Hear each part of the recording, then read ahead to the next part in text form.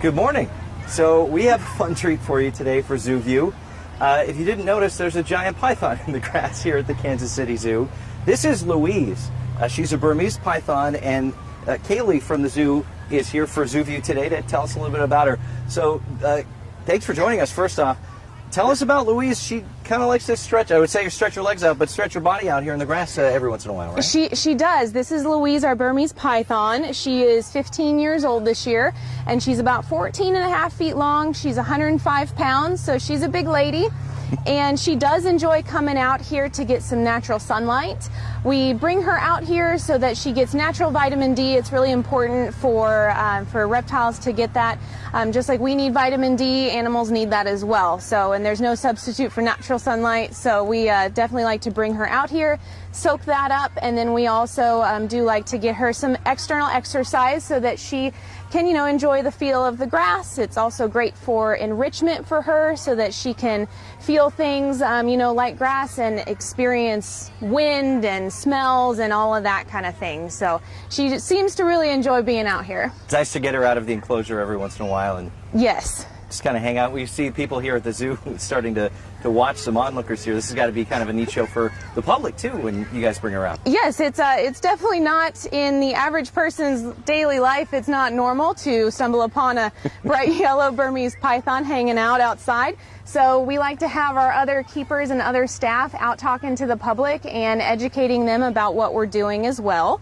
And it's also really good for the public to be able to see her and, sort of interact with her at semi-close range. And that's what really creates that human-animal connection and gets people to care about animals and conservation. Wow, she's beautiful too. Yes, she is.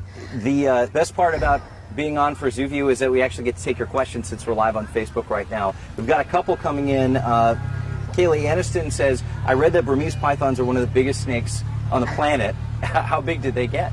They can grow about 22, 23 feet long and weigh anywhere from 250 to up to 400 pounds, just depending on the individual. And they are one of the larger species of snakes. There's always a caveat to the question, what's the biggest species? Right. Because there is a longest species, which is the anaconda, and then there's also the biggest species, which are actually the reticulated python. They're the heaviest bodied snake.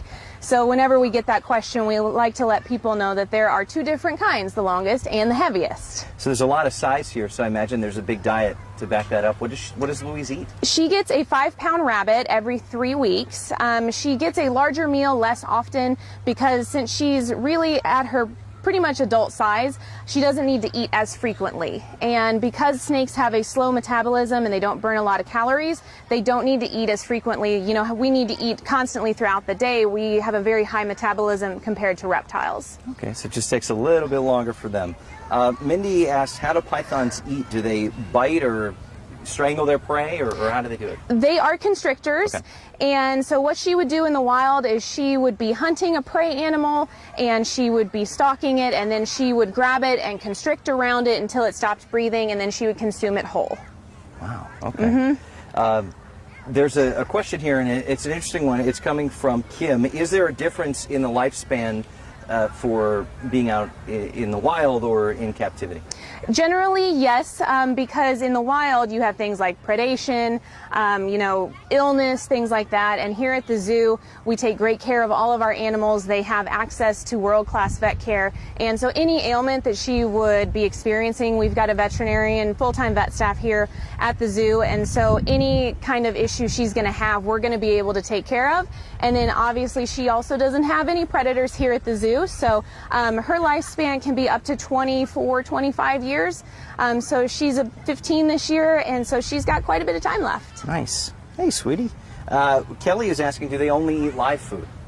Well, in the wild, yes. But then here at the zoo, we do feed her a pre-killed rabbit. So it comes to us frozen, and then we thaw it out for her and warm it up.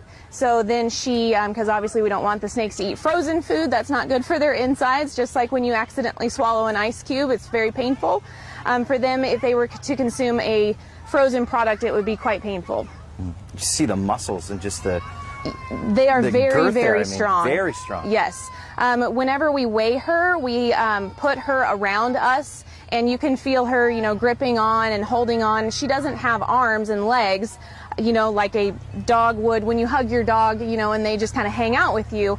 She doesn't have any arms to grip onto you, and so she has to wrap around you, and you feel her constricting. And so if you're not comfortable with that, it can be a little concerning, but she does a really great job, and she loves hanging out with us, and she's just going to come check us out and go exploring. Nice. And you said that she's used to you handling her. Can we touch her real quick? Yes, you can touch her right where you're at. You Just can right certainly here? touch her. Yep. Wow. It's very cool. And obviously she doesn't really seem to mind. Nope. And Thanks, snakes, a lot of people think that snakes are slimy, and they really feel like a garden hose that's turned on. Yeah. They're very, very smooth. They're kind of cool to the touch, and they're not slimy at all. They're just shiny. Wow. We just got another question asking, does she shed her skin and how often? She does. She sheds her scales about 4 times a year because she's larger. She doesn't need to shed as often because what's happening during the shedding process is they're growing. We shed our skin cells all the time. You brush your arm off. There's, thousands of them that just fell off. But they do it all at once, and snakes continue to grow throughout their entire lifetime. So that's the process that's occurring. Every time they shed, they're growing a little bit. So a younger snake is going to shed more frequently because their growth rate is higher. Right. Just a lot of growing left to do. So you say that you do this about once a week. What's a normal day like? Whitney was asking for Louise. Does she play a lot? I mean, as much as a giant python would? A normal day for her, we come in the morning and take care of her. That might involve getting some enrichment that morning. All of our animals are on an enrichment program here at the zoo. It involves getting some misting time. She definitely enjoys getting misted, and she likes soaking in the water. And then we have a snake chat at 12:30. She seems to be responsive to that. When she senses us speaking outside of her enclosure, she does come out. So I feel as though she might be able to sense that. And then at night, kind of the same thing. If she needs some extra enrichment or some interaction, we'll do that with her. But she really does seem to enjoy this outside time. So we try to get her out as often as we can. Right. We know that these pythons aren't native to Kansas City, so that is correct. Jamie is asking, where do they normally live? Where would you find these in the wild? They are native to Southeast Asia, Burma in particular, thus Burmese python. And in the wild, they are also not this color. They are more of a chocolate brown and tan color. The pattern is the same, but Louise is what is known as leucistic, so it's basically an absence of color. A lot of people think she's albino, but albinism is a true absence of all color, so she would be completely white if she was albino. So in the wild, obviously if you're bright yellow, you're going to get snatched up by a predator. You don't blend in very well. So but here at the zoo, she's obviously very protected. You never really think of what would the predator be of a giant snake like this. So what would that be? At this size, really just humans is what it is. So habitat destruction, humans, they are hunted for their skins. Obviously, she has a lot of skin for a snake, and she's a very beautiful color. So they are hunted for their skins, but when they're smaller, things like birds of prey, any other animal that's a carnivore that could get a hold of them would eat them. When they're younger, they are mostly arboreal as well, but then as they grow and their weight increases, they tend to hang out more on the ground. Okay. We see a lot of stories about pythons. Some of them are negative, but it's usually when someone tries to keep one of these giant snakes as a pet, and you guys say, no, that is definitely something you shouldn't do. Correct. What do you recommend? People just come to the zoo and see these and just kind of stay out of the snake game. There were much smaller options, I think. Yes, if you want to have somebody. If you are interested in having a snake as a pet, because there is a lot of interest out there, we really recommend starting with something that is very low maintenance and easy to care for. And corn snakes are a great option. They don't have a lot of environment requirements, and they don't get really large. What happens is people see these, especially the yellow color. The yellow is very popular in the pet trade, and people want that as a pet. They want to be able to show their friends or say they have a giant Burmese python at home. And the reality of it is, she needs a whole bedroom in your house, and she needs a lot of room to explore. The food to feed her can be very expensive. And, just like what has happened in Florida, which I think people are very familiar with, the Everglades situation and Burmese pythons and reticulated pythons, people just couldn't keep them. And so they've been released into the wild, and since the Everglades is very much like parts of Southeast Asia, they are now flourishing, and they have really put a detriment to the native wildlife in South and Southwest Florida. It's definitely something. She's someone you would come to visit, not so much keep, Yes. take over your house. Correct. Nikki wants to know, how many eggs does a snake like this lay? Burmese pythons can actually lay up to 100 eggs in one clutch. Wow. Which is quite a bit. Usually the average, I mean, you know, for all the species in total, average clutch size would be anywhere from 10 to 30 eggs, but they can lay up to 100. Wow. It's a lot. So you'd have 100 little Burmese pythons hanging out. Has she had any, laid any eggs, or have you tried to breed? She has not.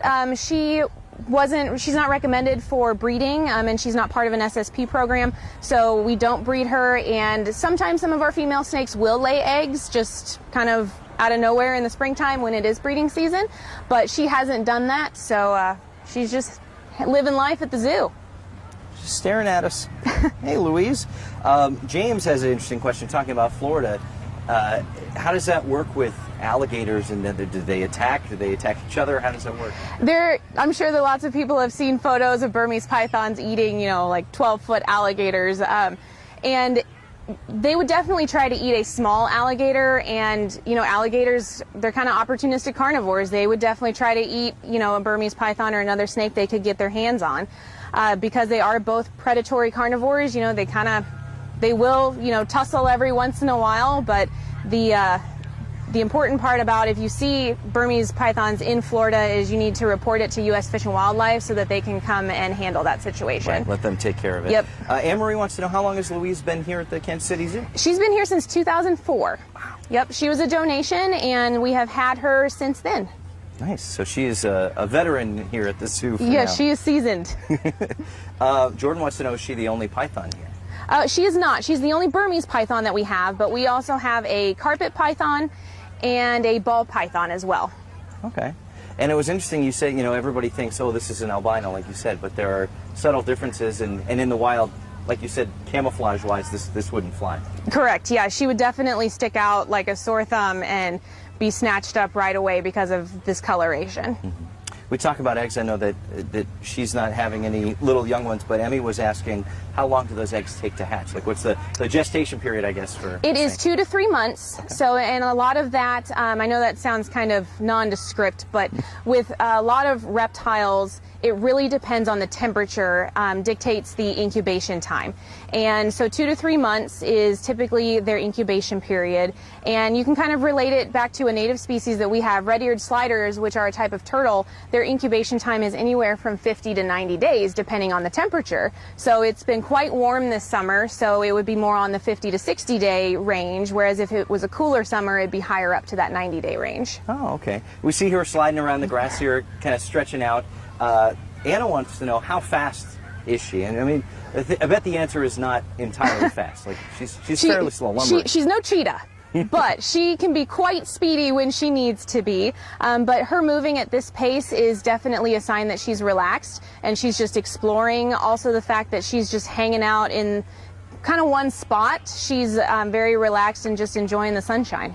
Nice. And yeah, I remember, just for those of you who didn't see at home, they brought Louise out in this giant cooler, and definitely she took a few minutes to just kind of warm up and get used to her surroundings. Yeah, really once she feels that sunshine coming in, and she knows because she knows what we're doing, she knows that she can go explore and hang out. She's done this before. This has, is old hat to her. Frank wanted to know, Kaylee, how do snakes like this get their mouths so wide open to eat?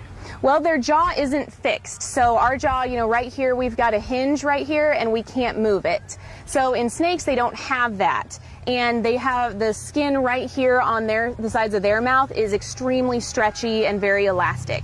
So they're able to basically open up the top and bottom part of their mouth and extend it as far as that skin will stretch. And the bones in their skull are incredibly strong and thick, and the muscles in their face are very strong. So when they are consuming a prey item, it may look too big, but they're able to really crunch it down using all those muscles and those jawbones. Wow, I mean, there's just so much power that she has Yes. in her. Avery wants to know, do these types of snakes, these Burmese pythons, climb trees, or are they mostly on the ground? At this size, they're mostly on the ground. However, when they are younger, they do spend a lot of time in trees. They are semi-arboreal because it's safer up in the trees when you are a small snake. There aren't as many predators hanging out up there. And so they would really just need to worry about birds of prey snatching them up in the trees. But once they get to this size, they really would need a very large tree and thick branches to be able to hold their weight. So they do spend more time on the ground, but at this size, there aren't as many predators either. Oh, okay, that's good to know. We talk about her color pattern. How rare is that? Well, this color in the wild is not very common. However, in the pet trade, it's quite common. Because this is a desirable color in the pet trade, it has become very common, and a lot of people actually associate Burmese pythons as being yellow now because it's so popular. Right, well, yeah, when you hear that, you don't think camouflage for the jungle. You hear, No. oh, well, Britney Spears has one Yes, around her neck at a that concert. is what most Right. people associate it with, yes. Oh, my goodness. They know her as the Britney Spears snake. So. Well, if there was ever a title to have, I guess that would be it. But thank you so much for your time, Kaylee, and thank you, Louise. Oh, you guys are welcome. And if you ever want to come see her, you can catch her at the snake enclosure over at the Kansas City Zoo. That's it for Zoo View this week. Thanks for tuning in, everyone. Louise, take it away.